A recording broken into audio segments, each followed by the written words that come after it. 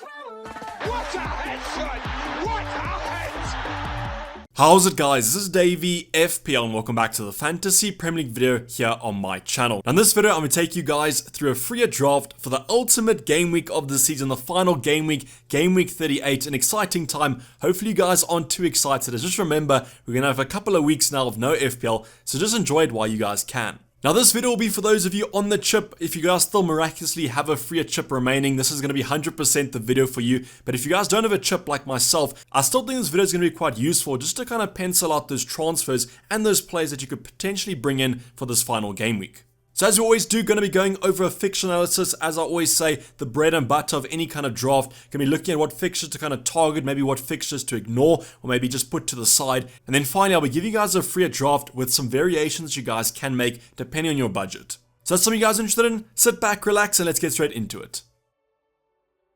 So the first talking point I just want to address is that I am recording this on Wednesday, so please, game week 37 is still ongoing. We have a lot of fixtures tomorrow in terms of the double game weeks. Aside like a Leicester versus Chelsea, that's going to give us some good insight into maybe a team selection for Sunday. We had the Liverpool game last night, which is why I wanted to kind of postpone this video till Wednesday, just so that I could see what Liverpool's side Klopp put out, and that'll also give us an insight into that Wolves fixture.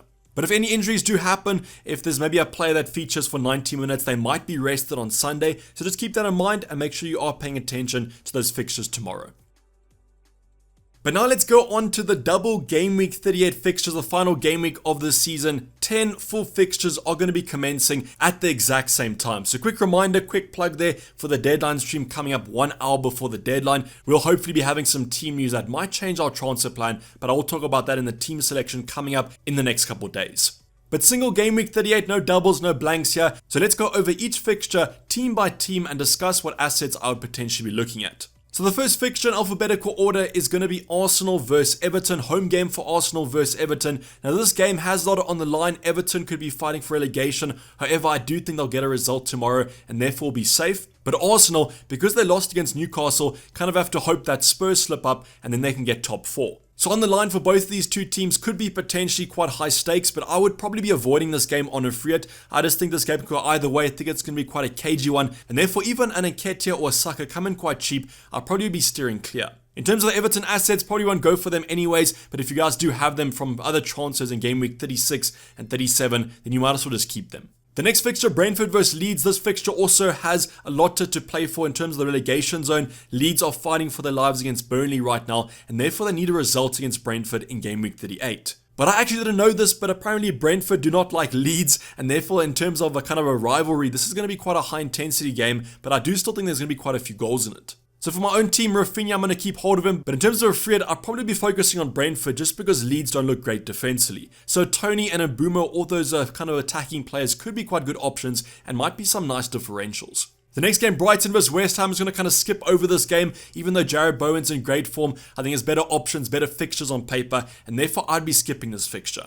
Burnley vs Newcastle, I think on paper is going to be quite a cagey one. Burnley also fighting that relegation battle, so they're going to want to keep it quite tight. Maybe even go for a draw against Newcastle. So I'm avoiding this, but if you want to go for some cheap defensive options, maybe you could look at a Newcastle or even a Burnley. Chelsea vs Watford, though, is definitely a team that I'd be focusing on. Not really Watford, but definitely Chelsea. I'd go for a triple up if you guys can afford it. However, I do think the Leicester lineup is going to give us a lot of insight into the team selection for Sunday. We have Alonso at James that might start against Leicester. That's kind of the tougher fixture on paper. But then come the weekend, we might see a completely different team. Maybe some more out there players starting. The thing that I know about Chelsea as well is they have a lot of options on free transfers at the end of the season. So therefore, they might want their last home games, which might be against Watford. But just wait for that Leicester lineup, see what options are starting, and then we can make a decision when we talk about our team selection. Crystal Palace versus United is another fixture that I'll be skipping. I don't really know what kind of side this is going to go to. United not in great form. Crystal Palace looking quite strong, but in terms of kind of high ceiling, I don't think either of these two teams will have that.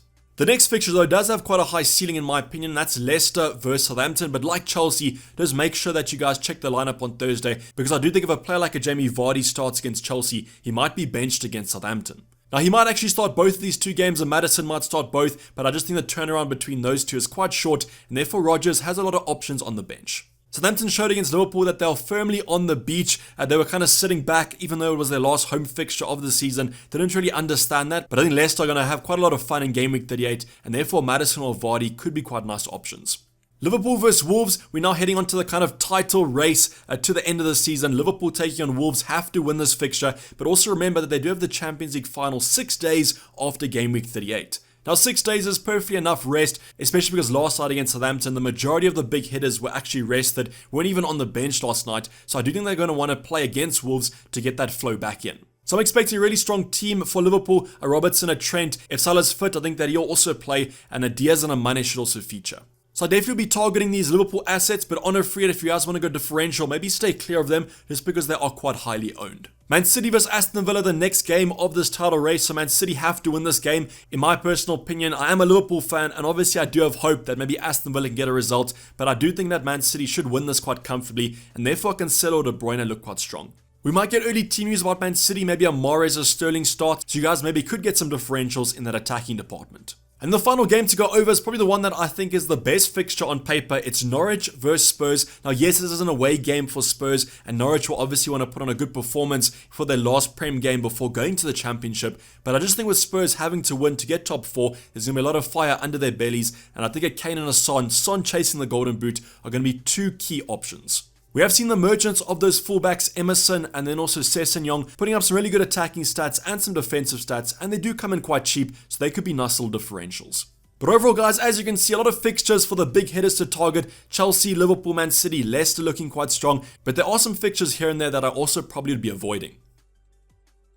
But now let's go on to the actual freer draft. In this first draft, with none of the variations that I'll show you guys a little bit later on, I could afford with 0.0 in the bank. So if you guys can't afford it, I will suggest some downgrades. But if you guys can, there are some other upgrades that I would consider. I'm going to start off with the bench because you guys have seen this bench through last week's freer drafts. It's simply the cheapest bench as possible on a free hit, especially game week 38. There might be some rotation, so it might actually be advisable to have a stronger bench. But I just want to show you guys the template bench here, so that if you guys can't afford this draft, at least you can't downgrade the bench. The only thing about the bench that is quite interesting is that I've gone for 2 midfielders and a forward. So yes, my free draft has 5 at the back. Going to start off with McGovern in goal, simply a cheap option there. Brownie or MacArthur. MacArthur's injured at the current moment, so Brownie will probably play against Newcastle at home if you do need him. And then finally Dobbin at 4.5, just simply a 4.5 striker.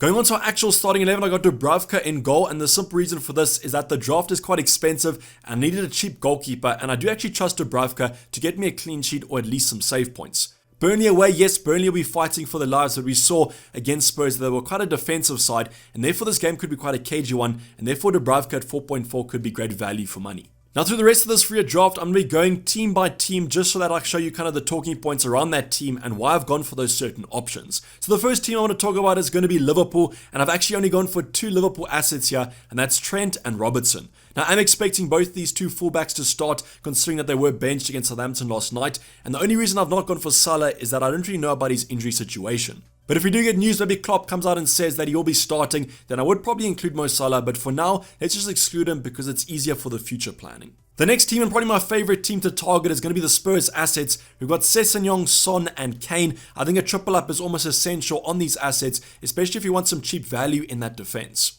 Son chasing the Golden Boot, Kane also looking quite lively and is on penalties. However, as I mentioned in the deadline stream, if Spurs are leading quite heavily, I do think Son will be on penalties then.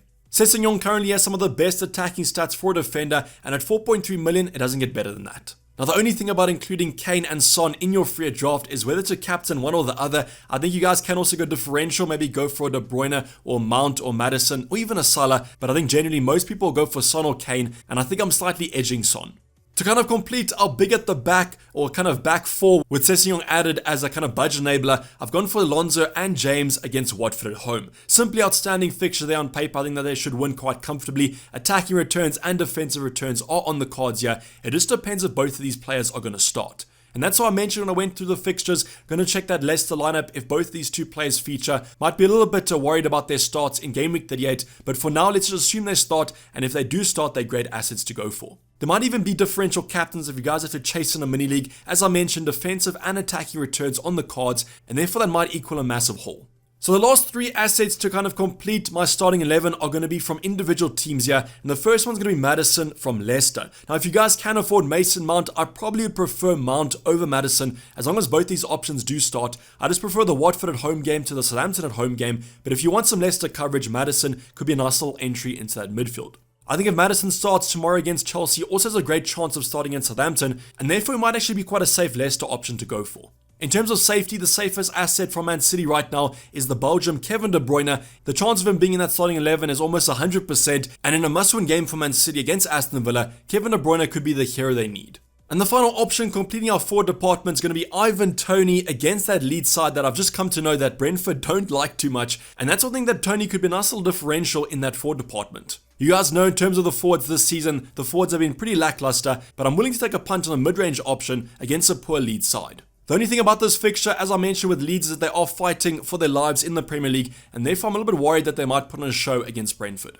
But overall, as you guys can see, massive fixtures here, massive gains to be had on a free hit, all transfers if you guys want to bring one or two of these assets in. I think the back five looks simply outstanding with attacking and defensive returns. We've got a nice three in midfield of Son, De Bruyne and Maddison or Mount, and the front two of Kane and Toney is the perfect variation between premium and mid-range. But in terms of alterations you guys can do, I've mentioned maybe going for Mount over Maddison. I want to show you guys what you can do if you want to go for Mo Salah. So in terms of Mo Salah, the easiest upgrade to do is Kevin De Bruyne to Mo Salah. And on paper, I guess you can assume if both of them play 90 minutes, Mo Salah has the highest ceiling. Another alternative that you guys can also go for is Mount instead of Maddison. And because I've done such a significant downgrade, I can actually afford both of these moves. So that downgrade that I mentioned is going to be Kane to Vardy. If we do get news about Vardy starting, even if he does start against Chelsea tomorrow, we might get some early team news of him starting in Southampton on the weekend. I think he might also be a great asset to go for. So that downgrade of Kane to Vardy allows me to do Mount and Salah. So if you guys do want to go for the Egyptian or we get news that he does start,